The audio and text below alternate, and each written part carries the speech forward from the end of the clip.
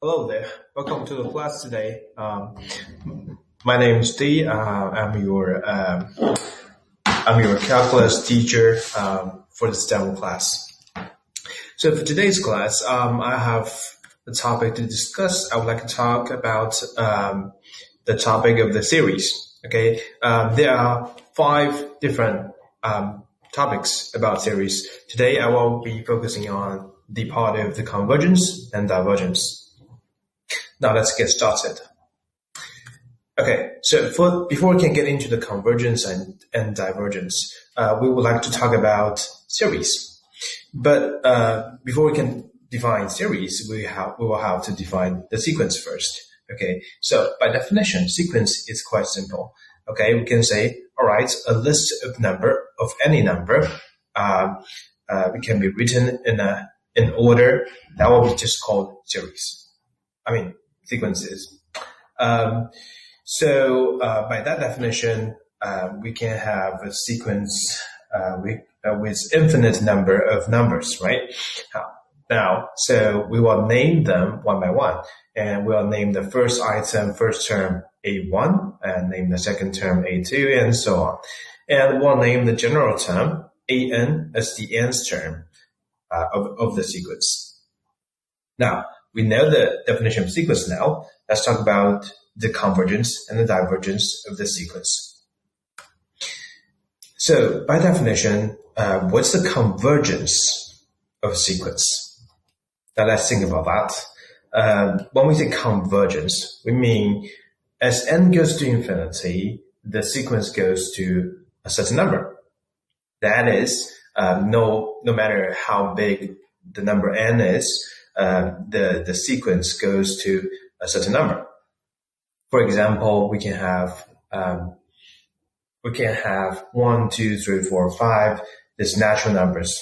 This is not a convergence or a convergent sequence because it goes to infinity, right? As n gets bigger and bigger, we see that an is getting bigger and bigger. There's no number, or there's no final number for this sequence. However, on the other hand, we can have another example. We can have, for example, 0.1 and 0.01 and 0.001. We can see that as n goes up, as n goes to infinity, we'll see infinite number of zeros between 0 and 1.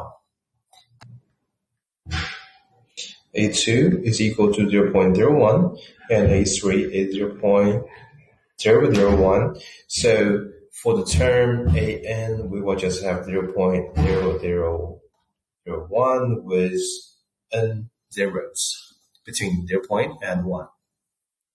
Okay, so as n goes to infinity, we will see AN goes to 0. Right? Because it's so close to 0.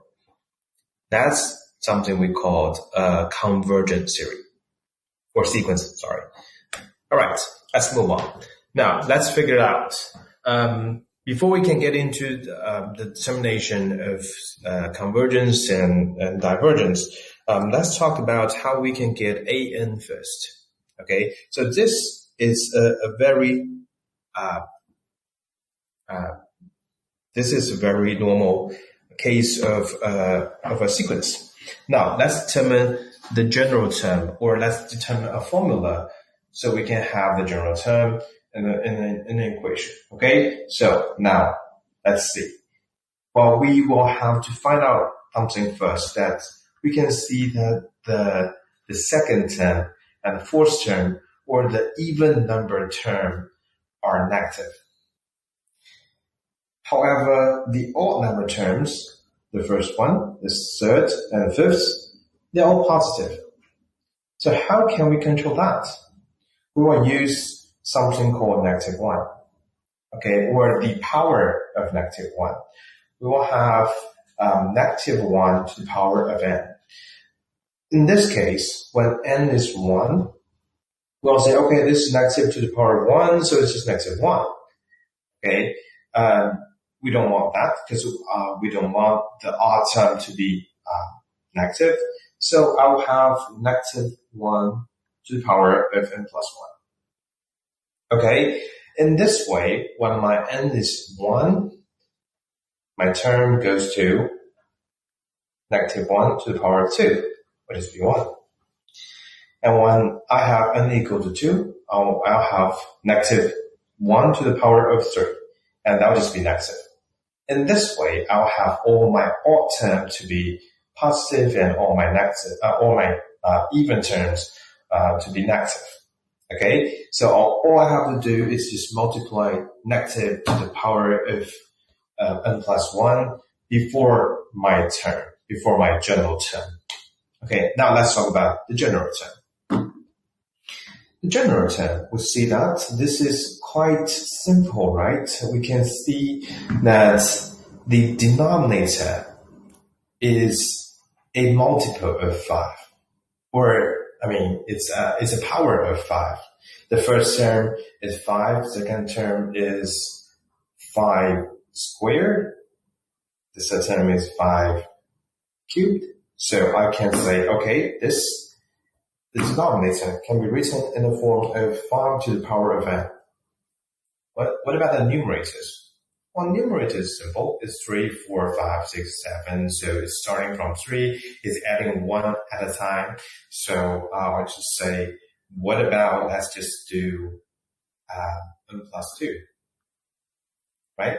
Because we're always starting at the first term. So n is always starting at 1. So when n is 1, I will have negative 1 to the power of 2 times 5 to the power of 1 and 1 plus 2. And that would just be 3/5. And that's my first term. It's required. We can test several more terms, but this is how we can get a general term for an of this sequence. Now we know the general term for the an now. We can determine if this sequence is convergence or divergence. We can see that as n goes up or n increases, we can see that the denominator is growing way faster than the numerator. So we know that the denominator is way bigger than the numerator. So when for a fraction, when the denominator is way bigger than the numerator, we'll say it will just go to 0, right? So as n goes to infinity, we see that this term goes to 0. And we'll say the sequence is a convergent sequence because it goes to such a number as n goes to infinity. Okay, all right, let's move on. Let's talk about something else. Let's discuss another sequence. That sequence just be very simple. It's part of our sequence in the previous question. This sequence we just called an is equal to negative 1 to the power of n. Okay, so what will happen to this sequence? I'll say, all right, the sequence n goes to infinity. That's just negative 1 to the power of infinity as n goes to infinity. But this is it's a weird question because we cannot determine the limit of this because when n goes to infinity, negative 1 to the power of infinity can be positive or negative 1. So we can say, okay, there's no such a limit for this question. So this number does not exist, right? So limit as n goes to infinity of an does not exist. So what can we say about that? So all we say about this sequence is the sequence of this negative 1 to the power of n is divergent. Okay, all right. Now we determined how we can decide whether the sequence is convergent or divergent. Let's now talk about series. So let's define series first. So series and sequence, they are very closely related to each other. we'll have series as the sum of the sequences. Okay, it's quite simple. Now, for us, the sequence they are listed. The numbers are listed together in a sequence. Okay, so they are in no way they are connected, right? Well, they will have kind of order, but they are not multiplied together or added together. Now, in series, however, we have all these different numbers from a sequence added all together. That's called a series. Okay, now we have infinite series as well. The definition of infinite series is simple, because we will just say, okay, if we have infinite number of terms for a sequence, when we add them all together, we will have infinite series. Because n goes to infinity, we can also write the series in the form of this, in the form of the summation sign. Okay, so as n goes to, as n starting at 1 and n goes to infinity, we can add all these an's together. Okay. However, for the infinite series, we don't really want to do an infinite series, right? Because when we do infinite series, that means we cannot add them all together by hand. That's not something we can calculate with our hand or with calculator. So let's do something else then. Let's say, all right, let's have something called Sn. Sn be the first n terms added together for this infinite sequences. So we can call this as the nth partial sum of the sequence or the nth partial sum. Let's say, okay, it's a series. It's supposed to be an infinite series. However, we change it a little bit. We say, all right, we don't want to add all this infinite number of terms. Let's just do the first n terms then. Let's say, what about first 15 terms, first 20 terms, and so on. So we can have S15 as the sum of the first 15 terms, and that's 15th partial sum of the sequence. Okay, and then we say, all right, what about the partial sum? Is there something we can do about partial sums? Okay, then we'll start thinking, okay, what if the term or the sequence is convergent? Okay, what will happen? Then we'll say, all right, then the sequence is convergent, and we'll think about something else. We'll say, all right, what if the n goes to infinity and Sn is equal to S? Okay, that's by definition the convergent series. Okay, we'll say a series is convergent if the sequence is convergent, and as n goes to infinity, the limit of Sn is equal to S. S can be any number, any real number, we'll just do.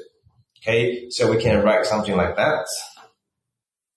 We'll say, if limit Sn goes to infinity, Sn is equal to S, then the series converge. Okay, there is something, some difference between a convergent series and a convergent sequence. Because by definition of Sn, we are actually saying that's this, right? So we can rewrite this equation as limit as n goes to infinity, the sum I is equal to 1 to n ai is equal to some number s. Okay, by the definition of convergent sequence, we'll say limit,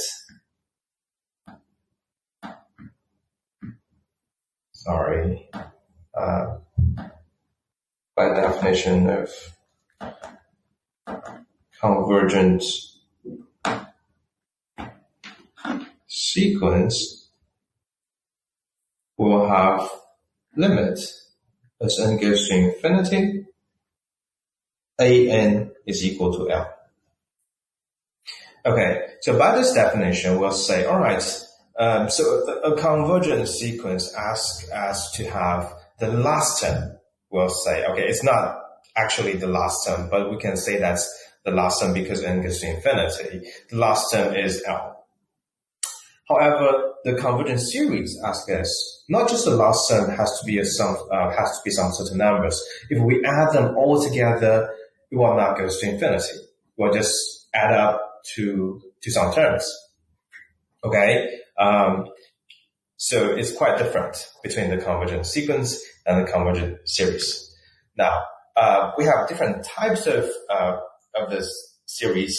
The first one is called geometric, and we will see some series called P series later on, harmonic series, and so on. We have so many different series. We can use different series to determine whether the series is convergent or divergent.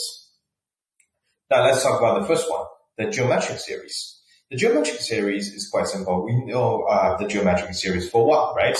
We'll say, all right, let's have this equation for the geometric series. That's called the first term A, and R is a common ratio for this geometric series.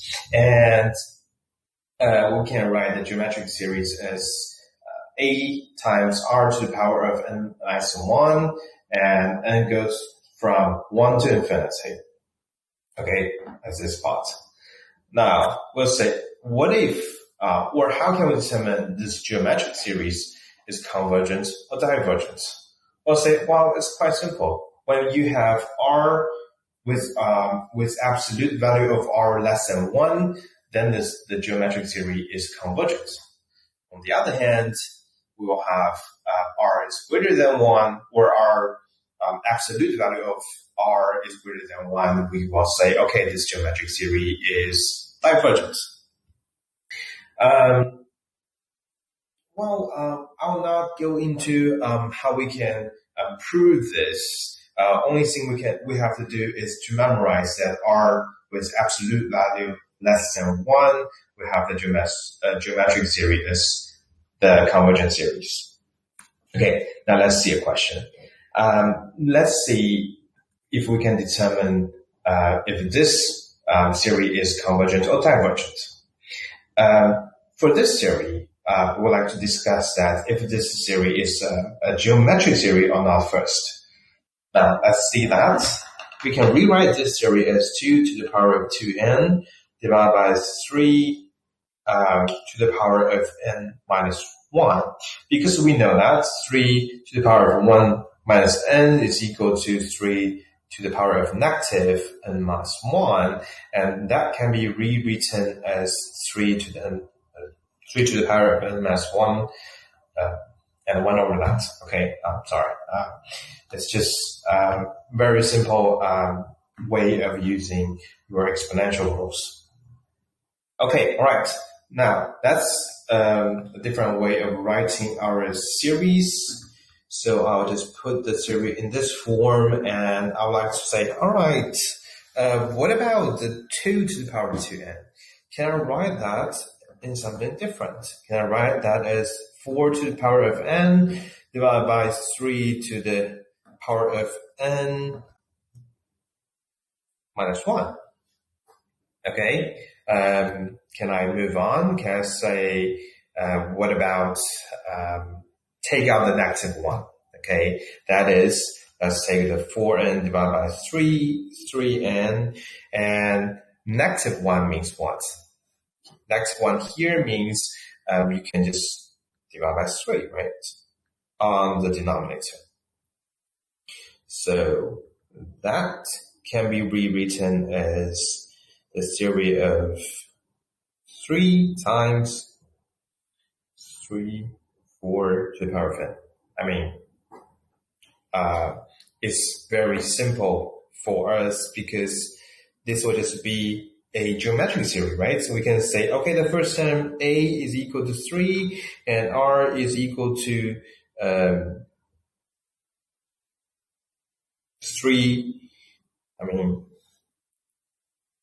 4 over 3. Okay, R will just be 4/3. However, we say, okay, but this is something wrong, because we say that for the geometric theory, we'll have this, right? A times r to the power of n minus 1. We have n here. There's something wrong. So let's say we can also put this theory in this form. Is equal to 1 to infinity 3 times 4/3 to the power of n minus 1 times 4/3. Then we just leave us with another theory, starting with 4 times 4/3 to the power of n minus 1. So we can change that. That's just saying our a is equal to 4 now. Now we can see that our r is still 4/3. We can say the absolute value of r is greater than 1. So what can we say about this geometric theory? It's divergent, right? Okay. All right. So by definition, we can say this geometric theory must be divergent, and we will have some other tests for testing the series whether to be convergent or divergent, and we will have other special case of the series, for example, p-series, harmonic series, and alternating series, and we will use them to determine whether the series is convergent or divergent. Now, that's all for the demo classes, and looking forward to see you in the official class.